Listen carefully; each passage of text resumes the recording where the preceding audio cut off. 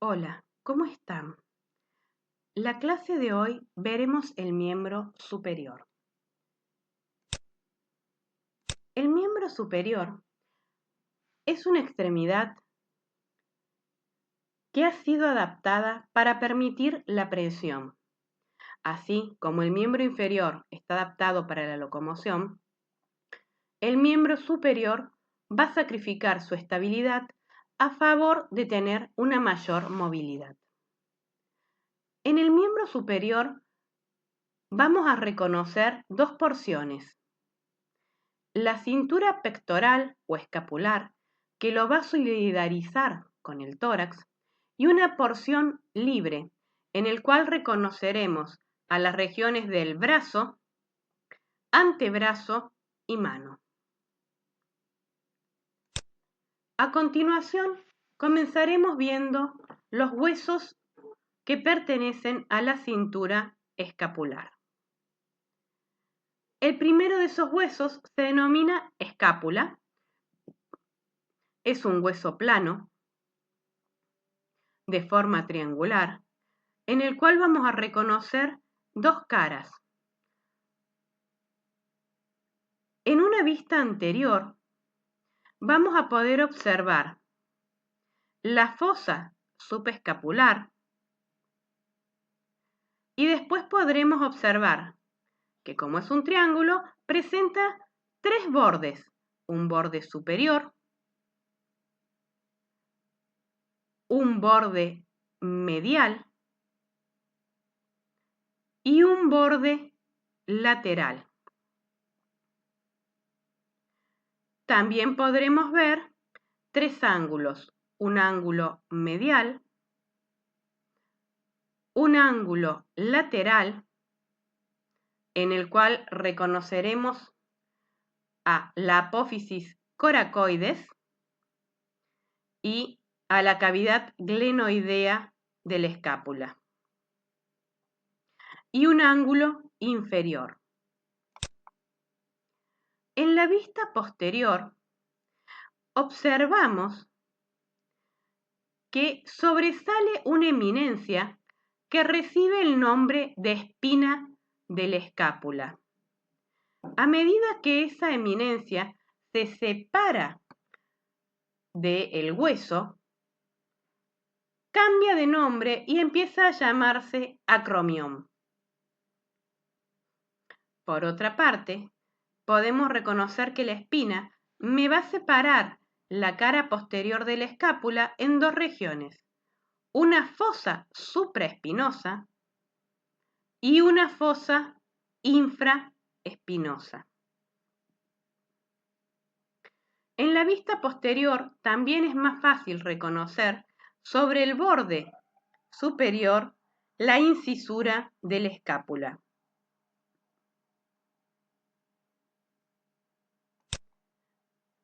El siguiente hueso se denomina clavícula. Este hueso presenta dos caras, una cara superior y una cara inferior. Dos bordes, un borde posterior y un borde anterior. El borde anterior es palpable y a la vez tendrá dos extremos: una extremidad llamada acromial, que va a articularse con el acromión que recién vimos de la escápula, y una extremidad external o medial que va a articularse con el hueso esternón. En la región del brazo encontramos un hueso que se denomina húmero. Este es un hueso largo y, como tal, tiene dos epífisis, superior e inferior, y un cuerpo o diáfisis. En la epífisis superior podemos reconocer la cabeza humeral, la cual está separada del resto de las estructuras por un canal que recibe el nombre de cuello anatómico, y por fuera de este canal nos encontraremos dos eminencias: una eminencia más pequeña y anterior, que recibe el nombre de tubérculo menor, antiguamente llamado troquín, y una eminencia lateral y posterior que recibe el nombre de tubérculo mayor. Entre ambas se observa un canal vertical que recibe el nombre de surco intertubercular. En el vivo, este surco es ocupado por el tendón de la porción larga del bíceps. En su epífisis distal vamos a reconocer un epicóndilo medial, la epitróclea, antiguamente llamada una tróclea, que es una superficie articular, separada por un pequeño surco de lo que llamamos el cóndilo humeral. Lateralmente encontraremos el epicóndilo lateral. Por encima de las dos superficies articulares encontramos dos fosas. La fosa coronoidea, que se ubica por encima de la tróclea, que es más profunda, y una fosa más superficial, que se llama fosa supracondilia. Si miramos el húmero de una vista posterior, en su epífisis superior podremos seguir observando la cabeza humeral, el cuello anatómico y el tubérculo mayor. Si observamos en su epífisis distal, notaremos que ya no existe el cóndilo. Solamente podremos observar el epicóndilo medial, la tróclea, el epicóndilo lateral y por encima de la tróclea una fosa que recibe el nombre de fosa olecraniana para recibir a la olecranon del hueso cúbito. Si pasamos a la región del antebrazo, encontraremos dos huesos, el radio y el cúbito o ulna. El hueso radio es un hueso largo y por lo tanto también va a tener dos epífisis y una diáfisis. En la epífisis superior reconocemos a la cabeza radial, la cual va a articularse tanto con el húmero como con el cúbito. Por debajo de la misma hallamos un cuello y por debajo de este, y ya en el cuerpo, en la unión del cuerpo con la epífisis, encontraremos la tuberosidad del radio. En la epífisis inferior vamos a encontrarnos medialmente con la incisura ulnar, que va a servir de superficie articular para el cúbito. También veremos que sobresale una pequeña eminencia llamada apófisis estiloides del radio. Es palpable y suele ser un punto de referencia óseo.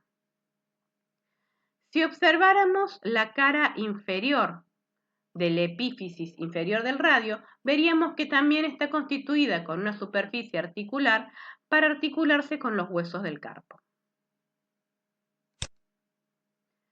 El otro hueso del antebrazo lo constituye el cúbito. En él, los accidentes óseos más importantes en su epífisis superior lo constituyen la incisura troclear, el cual sirve para articular con el húmero.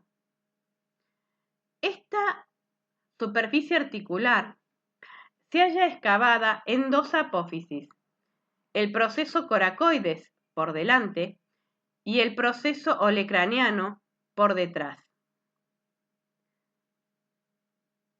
Si miramos a la superficie lateral del hueso, veremos además la incisura radial de la ulna para articularse con el hueso radio. Si observamos su extremidad inferior, podemos ver que tiene lo que se conoce como cabeza ulnar para formar la articulación radiocubital inferior y también posee un proceso estiloideo, también elemento fácilmente palpable. La mano está constituida por un total de 27 huesos. 8 huesos componen el carpo, son huesos cortos para resistir presiones. Tenemos 5 huesos metacarpianos que constituirían la mayor parte de la palma. Y por último tenemos a las falanges, que son los huesos que pertenecen a los dedos. El pulgar tiene la particularidad de que solamente tiene 2 falanges, la falange proximal y la falange distal.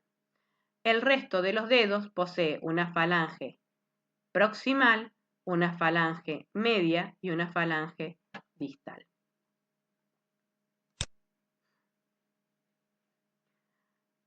Los huesos del carpo reciben el nombre de lateral a medial, es decir, de radial hacia cubital, de la primera fila, escafoides, semilunar, piramidal y pisiforme. Los de la segunda fila se reciben el nombre de trapecio, trapezoide, grande y ganchoso.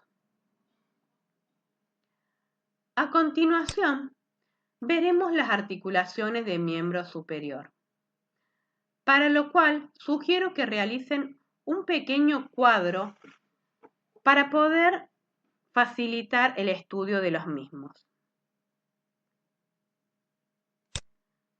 Las articulaciones de la cintura pectoral, que como dijimos se encargaba de solidarizar al miembro superior con el tronco, están compuestas, por un lado, por la articulación externo-clavicular, la cual es una articulación diartrosis del género celar. También tenemos la articulación escápulo-torácica. No es una verdadera articulación, sino que es una cisarcosis. Esto permite el deslizamiento del omóplato sobre la cavidad torácica, facilitando de esta manera los movimientos del hombro en su conjunto. Las otras articulaciones de la cintura pectoral están constituidas por la articulación acromio-clavicular, que es una articulación plana, y la articulación escápulo-humeral, que es una articulación esferoidea.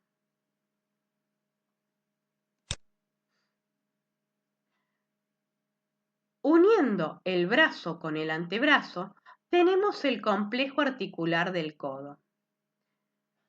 Dicho complejo articular está compuesto por la articulación húmero antebraquial o húmero radial, la cual es una articulación elipsoidea, la articulación húmero cubital, la cual es del género gínglimo, y la articulación radiocubital superior, la cual es una trocoide.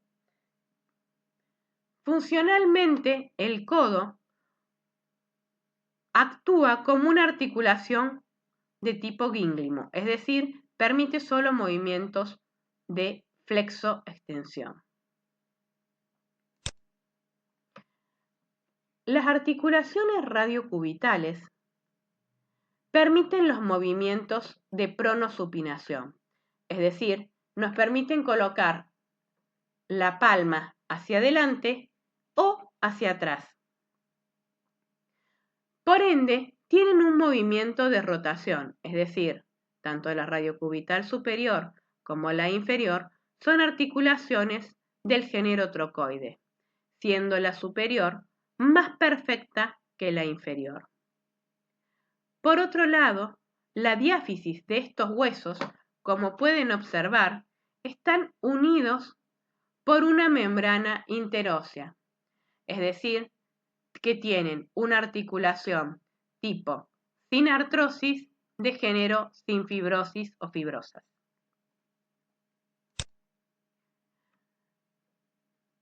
La mano es la encargada de realizar la presión. Por ende, su fisiología articular suele ser bastante compleja. Trataremos de ser lo más simples posibles. La articulación que une el antebrazo con la mano se llama articulación de la muñeca o articulación radiocarpiana. Dicha articulación es de tipo diartrosis, género elipsoidea. Por otro lado, en la mano tenemos las articulaciones de los huesos del carpo entre sí, las cuales son articulaciones planas, y la articulación entre la primera fila del carpo y la segunda fila del carpo, la cual actúa como si fuera una articulación elipsoidea.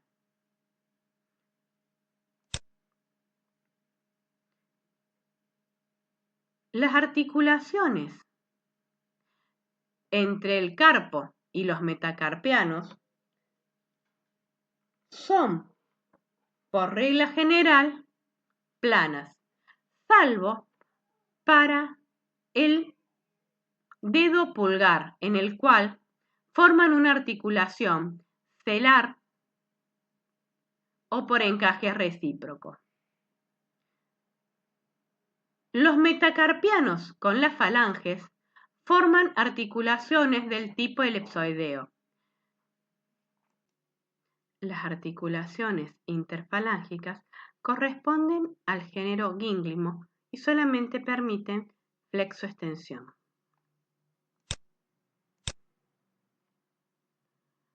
Los músculos del miembro superior serán los encargados de permitir los movimientos de las articulaciones antes vistas.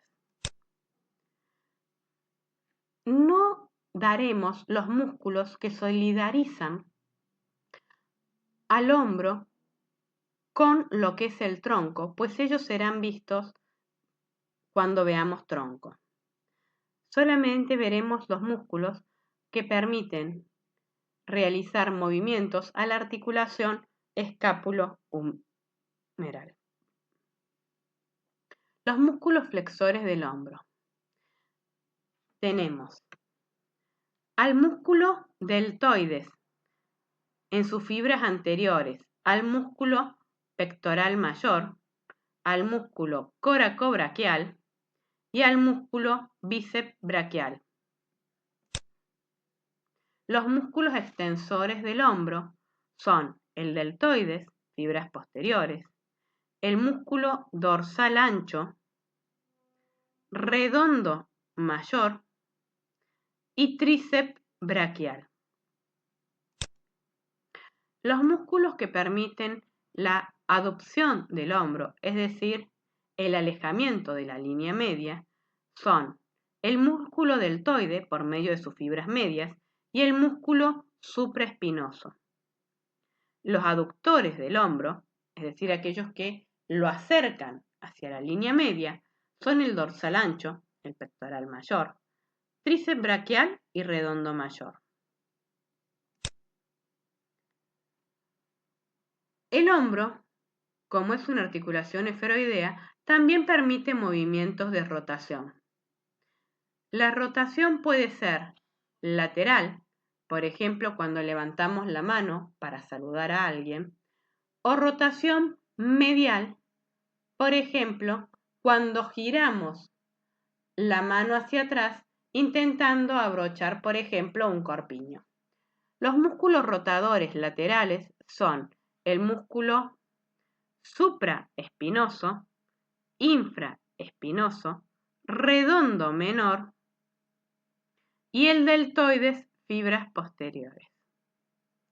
Los rotadores mediales son el músculo subescapular, las fibras anteriores del músculo deltoides, el redondo mayor y el dorsal ancho.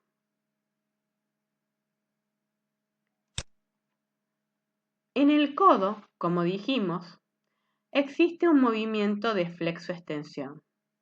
Los músculos flexores están representados por el músculo bíceps braquial, supinador largo y el músculo braquial anterior. Los extensores, por el contrario, son dos, el tríceps braquial y el músculo anconio. Las articulaciones radiocubitales permitían, como dijimos, un movimiento de rotación al ser trocoides, que recibe el nombre de pronosupinación. Los músculos que permiten supinar son el bíceps braquial y el músculo supinador corto. Por el contrario, los músculos que pronan reciben el nombre de pronador redondo y pronador cuadrado. En la región del antebrazo podemos distinguir que existe un compartimiento anterior de músculos que permiten la flexión,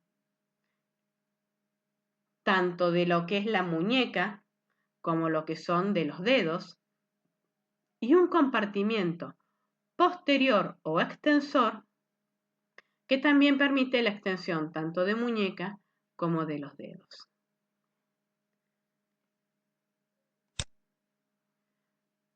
Miembro superior nos falta ver irrigación e inervación, los cuales serán temas de un próximo video. Hasta luego.